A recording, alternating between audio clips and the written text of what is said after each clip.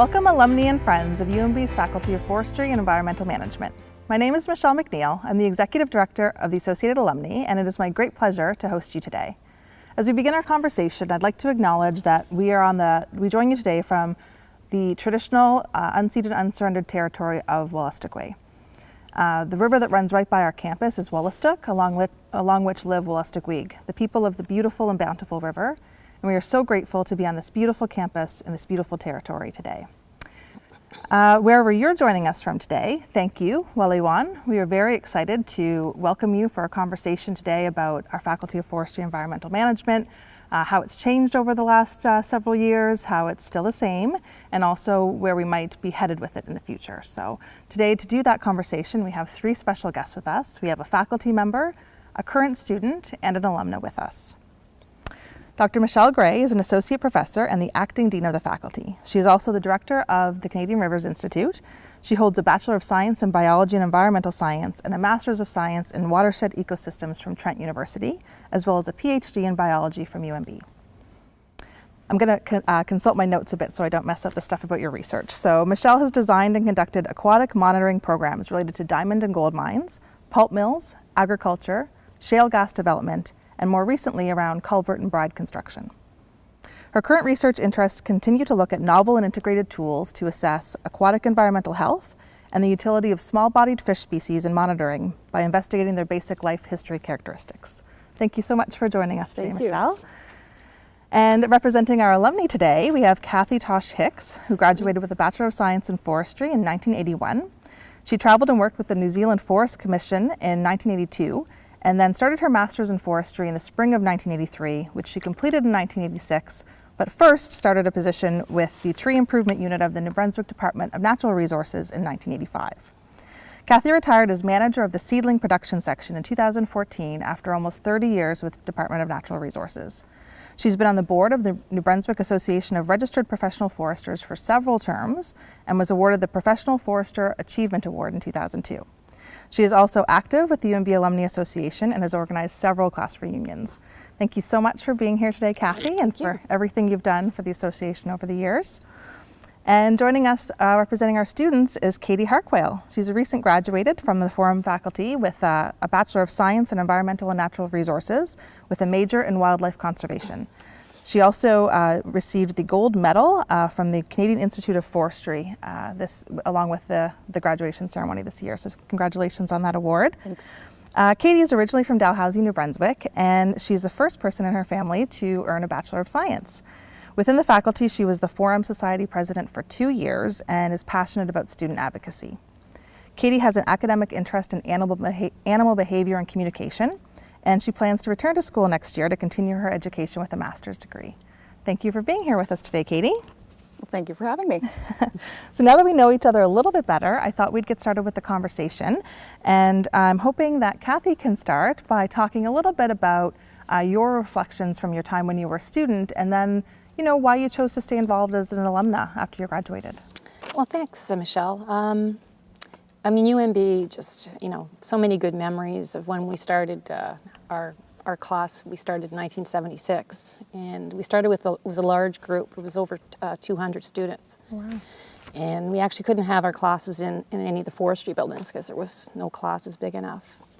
And we graduated with 55, so there was a bit of attrition there, but we formed really strong bonds that kept us together and made us, want to get together and have reunions and be involved with the alumni. So just lots of good memories, lots of good friendships, just wonderful years. So when I see Kaity, I'm thinking, oh, wow, brings back lots of good memories. And so, Kaity, you graduated about 40 years later. Did I do that math right? Yep. 40 years later? Yes. Oh, you're dating me. You're like, sorry. So when you hear Kathy talk about her experience, does it resonate with you? Well, I don't know our class size, but I do know that we were not too big for the forestry building. But I do know that in our graduating class, we are also very like a family, yes. Pretty much. We do want to keep tabs on each other for forever, I hope. It's a little easier nowadays. We used to have to write letters, and all that kind of stuff. Save up for a long No social media. Yeah. Yeah, certainly when I think about people that I've known from forestry over the years, that's part of the DNA of the faculty, I think, close-knit classes, close-knit cohorts of students. So it's great to hear that's still happening. So Michelle, from your perspective, can you talk a little bit about the community and industry partnerships that exist within forestry and sort of what impact they might have? So I would say there's a lot, and there's a diversity of partnerships and connections. We try and have a lot of opportunities within our programs for students to be able to interact. And so we've carried on, there's a fourth year capstone program or projects that the students work in groups and work with clients directly to solve some sort of environmental problem. That's on the forestry and on the environment and natural resource side. We also have a course-based Master Environmental Management program where they do a little bit smaller than the fourth year capstone project, where they do a 4-month project with a real life problem and a real life client, whether it's industry or a community group. And also the master's students also have individual projects where they might interact with a community group as well. So there's lots of opportunities at the upper year levels for them to be able to have those connections. That's great to hear. Kaity, when you think about the experiential education pieces, are there any that stand out from your time? Well, I know that we have a lot of outdoor labs and a lot of outdoor time, just because it's very difficult to learn about the outdoors if you're not actually there. Specifically, the Forestry 1001 class, our beginning first forestry class, is just incredible to kind of get us into the know and get us into the feeling of what it is to be a forester or somebody in the environmental field. Yeah, well, that's great to hear. Michelle, what kind of exposure do the students have to the research happening in the faculty? I think particularly the stuff that you do in Canadian Rivers Institute, but I'm sure there's other things too. Yeah, there's lots of opportunities. So we've got quite a few active research centers and groups within the faculty. But from my perspective with the Canadian Rivers Institute, we have lots of students that end up having summer jobs and summer employment. And then some have gone on to do graduate work within the Canadian Rivers Institute. But we span, outside of forestry, we span also the biology and engineering departments. So there's a lot of cross-pollination and collaboration amongst the students, and to be able to work on different people's field work and get exposure to much broader research questions than their own. We also have the WUSTI, the Wood Technology Science Center, located up at the Hugh John Fleming Center, and that's kind of a one-of-a-kind research institute where it's much more focused on wood product and wood engineering. But we have, in particular, we have an agreement with Nanjing University out of China. So we have a program called the 3+1+1. And the students do 3 years of their education in China at Nanjing University. They come here to do 1 year and do an honors project. And then they return to do a 1 year Master's of Forestry. And so we normally have about 10 students per year, but they're generating a lot of cutting edge research in that field. That's incredible. I think it's really interesting to hear about particularly undergraduate students having access to that kind of research. It just doesn't happen everywhere you go. So, that's true, yeah. Yeah, really, really helpful for the students for sure. So Kathy, one of the reasons you're with us today is to ask some questions that our alumni submitted to us. We thought since you're here, you can ask some of those questions. Sure. Yeah. Wonder if you want to start with some questions for Kaity. Sure. Kaity, why did you choose UNB for your studies? Well, I actually originally started at the Faculty of Engineering, so I haven't been with forestry the whole time, I'll admit it. But so I did choose UNB not only because I am from New Brunswick and UNB is the space to be, but also because of the engineering program here. It's kind of renowned. It is. But once I decided to switch into the environmental field, I kind of looked up the hill to see what the forestry faculty had to offer, and just the family feel and the overall feel of the space itself. Just I fell in love with it and decided to stay here. Good for you. Good for you. And what has your experience been with hands-on learning throughout your degree? Yeah. Well, my experience is, of course, different from a lot of other people's experience. From being in the wildlife conservation major. We don't get as much outside, but we do get a lot of hands-on of looking at different animals. Like different animals and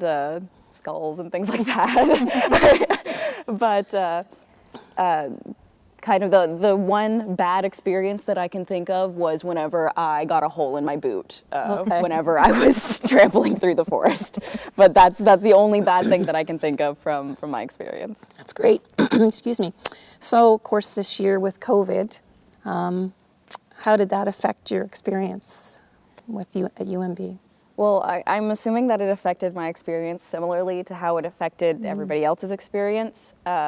I live in a 250 square foot apartment. It's an actual shoebox, and I don't have a table or chair, things like that. So all your classes were by Zoom? All of them were online, but we did have an opportunity to go in and actually be there for our 40/20 capstone projects. Okay. So that was actually an incredible experience, was being able to leave my space. Your shoebox. My shoebox. Being able to leave my shoebox to come into school to actually be with some other students working on this major project. Yeah, it was hard for a lot of students, I'm sure, and staff, I'm sure, faculty. So Yeah. And what are your future plans? What are you going to do next? Well, as Michelle mentioned a while ago, I am planning on continuing schooling and doing my master's. But after that, I'm just kind of winging it. Yeah. I don't really know where I'm going, and I think that that's exactly where I'm supposed to be. That's okay. You're young, lots of time to sort that out. Exactly. Great. Maybe you can take some inspiration from Kathy and head off to New Zealand for a year before you. I was planning on going to Australia next year, actually. That's where my daughter lives, so there you go. Yeah, So if might as you're going to well. work in wildlife in any way, that would be a good place to. Yeah, there's lots of critters there. Lots of scary ones out There there, is. but still, I'd like to be out there. I'd like to. It's a beautiful country. Yeah, I'd like to experience the world a little bit more, but I think Fredericton and UNB is always going to be a home to me. Yep, Yeah, for sure. Yeah, absolutely. So Michelle, when one of the things that we've been doing at UNB is thinking hard and acting on the calls to action from the Truth and Reconciliation Commission. And I'm just wondering what you've been doing within the faculty to sort of incorporate Indigenous perspectives into the faculty. That's a great question. So building off there is a UNB-wide TRC committee, Truth and Reconciliation Committee. So we formed our own within Forestry about 4 years ago now. And it's just in the past year, the name has changed to the MESK working group. And MESK is a word that's used in Wolastoq, but also in Mi'kmaq, but it means to make things right, or to make it right. So we have a working group, but we also have a subcommittee of students within the MESK working group. So that's one thing, and we've had different activities. In October 2019, we had a workshop called Coming Together, and we invited a lot of Indigenous speakers to the faculty to speak. But what we did, instead of having a workshop where people just go and sort of attend for the day, we had the speakers speak within classes, within different courses. And that worked out really well. And I think almost everybody that was involved said they feel it should be done annually. It should be an annual event. So we were very happy with how that went. And then COVID happened, so that's why it hasn't happened again. But I'm sure we plan to have that again. Within courses, different instructors, where possible, have added in content, invited guest speakers. So I teach an environmental impact assessment course, and I've invited speakers to talk about the duty to consult, which is a major component in that field. Within the Environment and Natural Resource Fall Camp, so there's a week-long fall camp. Last year they had a full Indigenous Day where they had different guest speakers come in and spend time with the students, and then they even had the opportunity to be boated out to Ekpahak Island and spend time out there and listen and share. So so we've been trying to incorporate more. Oh, and we also have a third-year course. Basically, it's Indigenous perspectives on natural resources. So we have Cecilia Brooks, who's been teaching that for the last 3 years, and that's been a fantastic experience for the students. They've done different activities like a sweat lodge, and similar to a blanket exercise type activity. So there's been lots of learning of the history. Yeah, that's it's just so important. When I was listening to you talk about it, I realized that while it's we're all treaty people, and so we should be embedding Indigenous perspectives into all the faculties. How profound it must be in forestry and environmental management, given the content, right? And just how important that would be to ensure that everyone has is incorporating those perspectives. So it's really exciting to hear the work that you guys are doing. Yeah, absolutely. We have our latest adventure. We have, and it'd be interesting if Kathy can come over and visit the building afterwards. On the second floor in forest geology, we have a huge display case now that's going to be dedicated to Indigenous art, and it's going to be more of an Indigenous display and different, uses of natural items in different artwork and different expressions. So it's going to be really fantastic. I think it's going to be it's not ready yet, but I think it's going to be a showpiece when it's ready. Awesome. Well, let me know when it's done. Yes. I'll come over and look at it. Yeah. That's great. So forestry is one of the faculties that has had a name change over the years. So can you, for our alumni that would have been with us when it was a different name or a shorter name, can you talk about a bit about when the name change happened to Forestry and Environmental Management and sort of what impact that's had? So the name change happened well before my time, but in 1995 it was expanded to Forestry and Environmental Management. But I will say, even for myself, who teaches more on the environmental management side, it's still easier to say forestry. So I think pretty much everybody still shortens it. But I think it's led to a change over time in terms of some of the programming.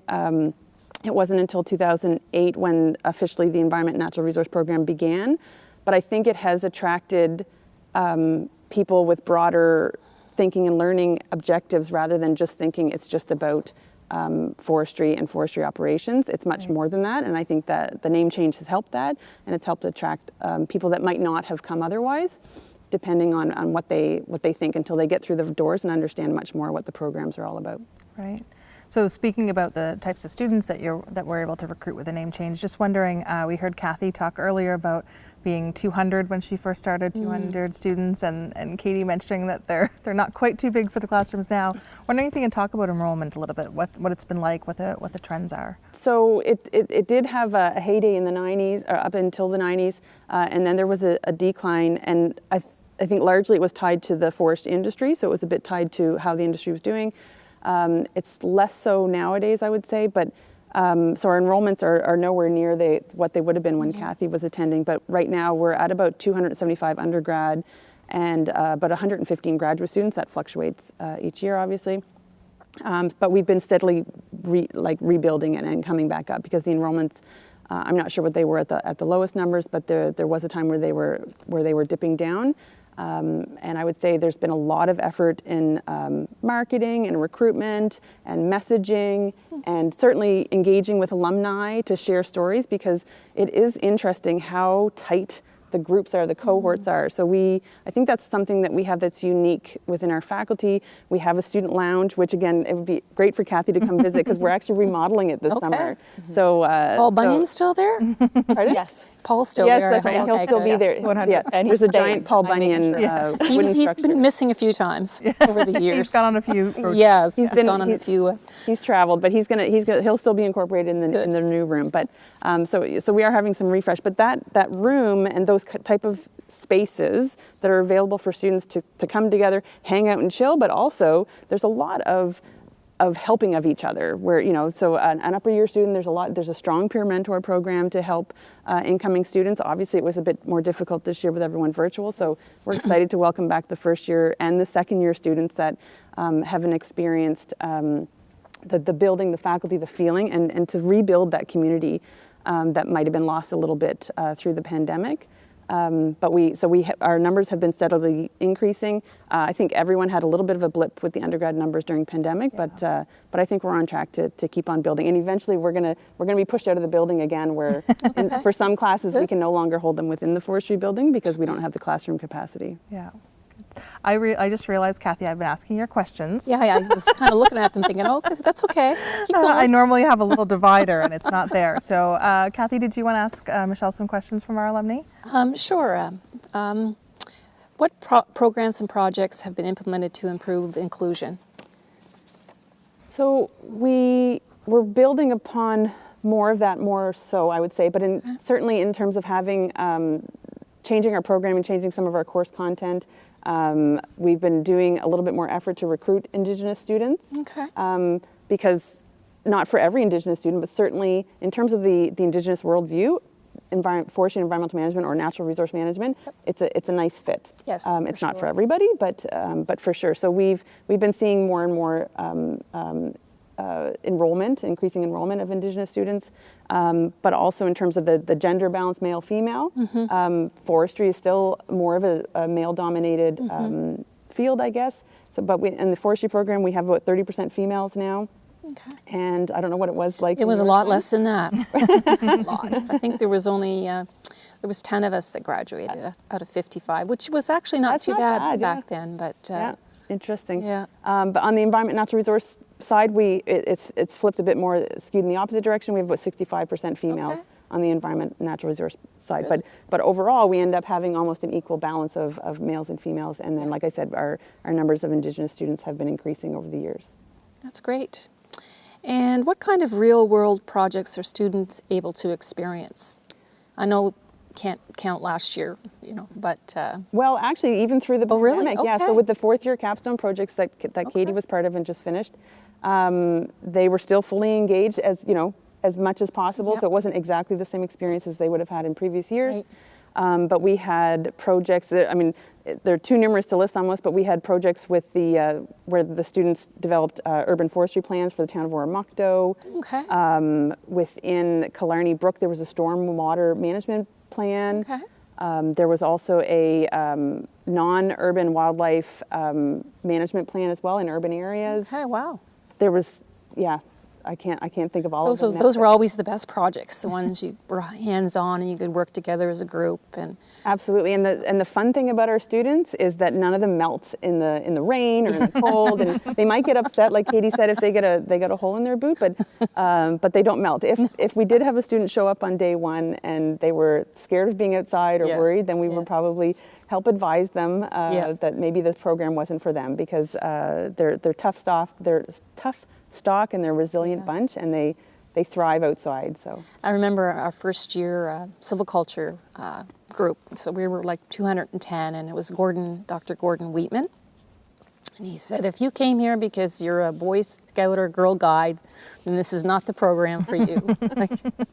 It's totally different than what your perception of us when you start, right? So.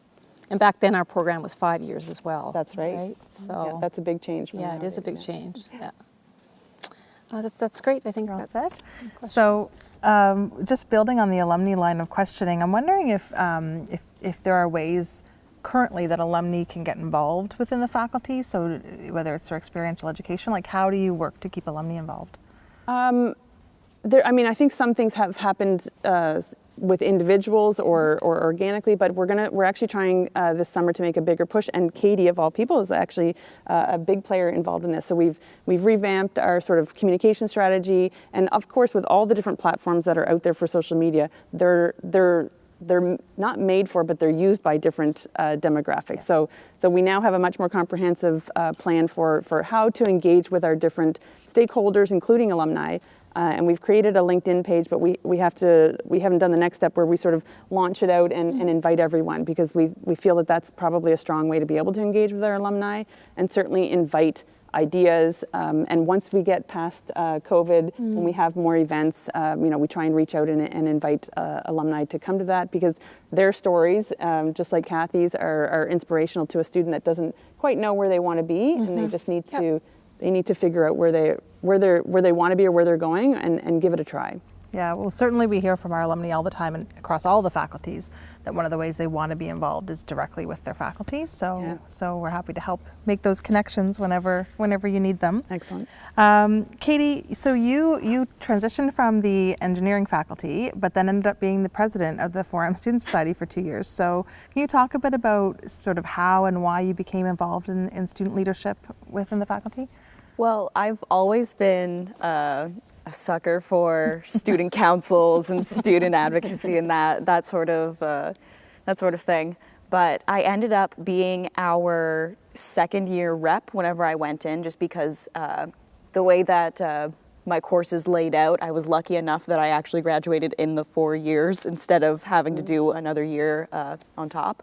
But I was the second year representative, and then just really, I guess, showed that I really wanted to be there and that I really wanted to make a difference. And traditionally, the president kind of approaches someone and says, would you like to kind of keep it going, and I was approached and I said yes, and I have absolutely loved it ever since. I'm almost a little sad to give it up, but it is going to two lovely ladies that are I'm very confident that they are going to push this to some new levels that I couldn't even get it to.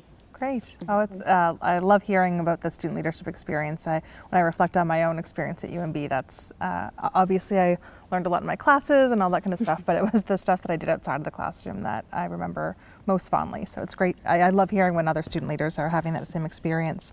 So here's your chance then. You love student advocacy, so I'm going to ask you if there's anything that you think should be done within the faculty to help improve the student experience moving forward. I'm sure you've already told Michelle any of these things.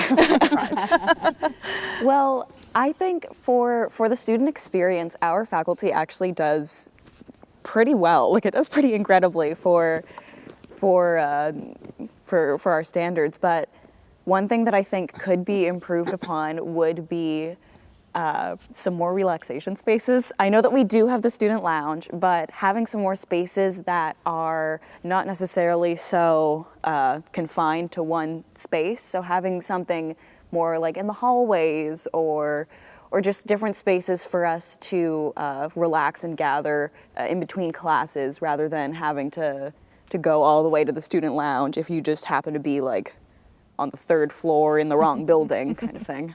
Yeah, I mean, it was such a close-knit faculty, just any spaces to sort of be gathering in with your colleagues is probably worthwhile for the faculty. Yes.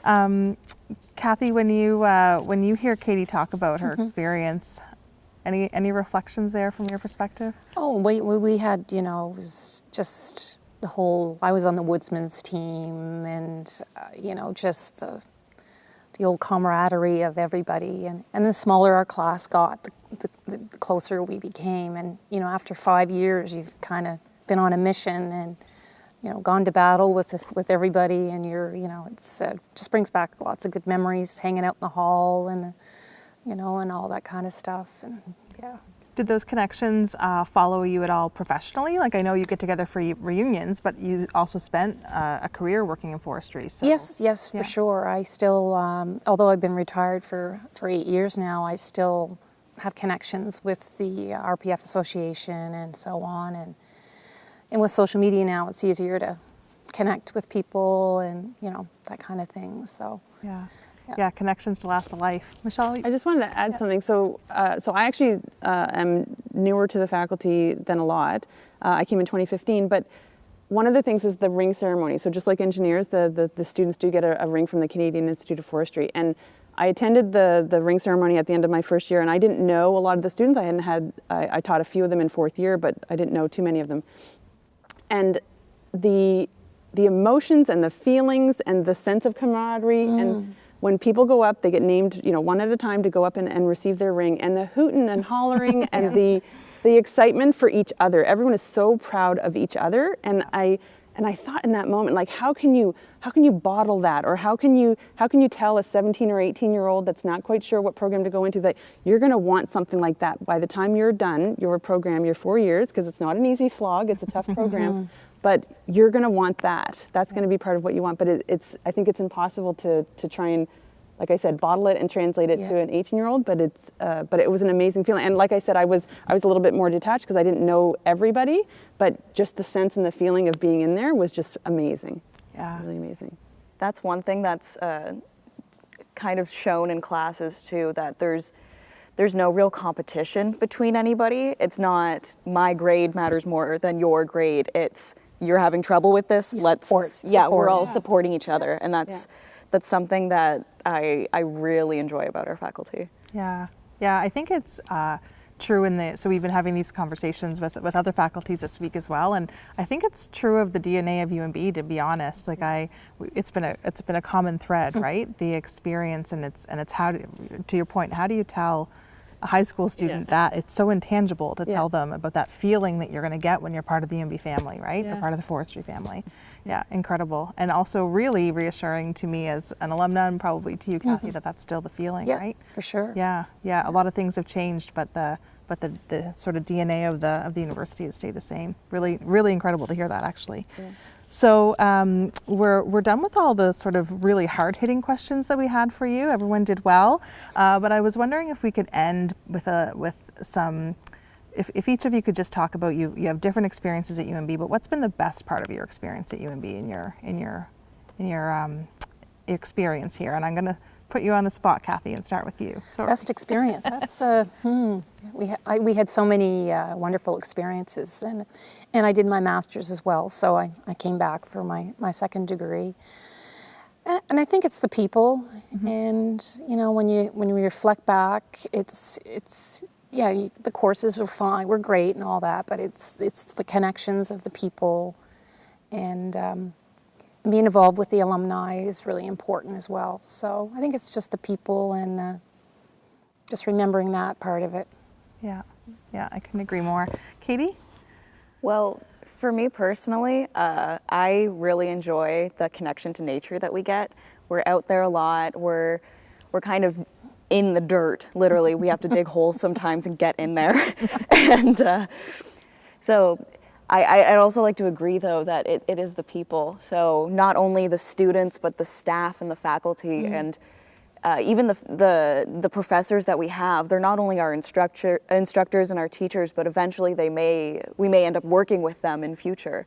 So having those long-lasting connections is really fun. And honestly, having that connection with nature and that connection with people in nature is really important, and has been an incredible experience for me. You're kind of making me wish I did my forestry degree.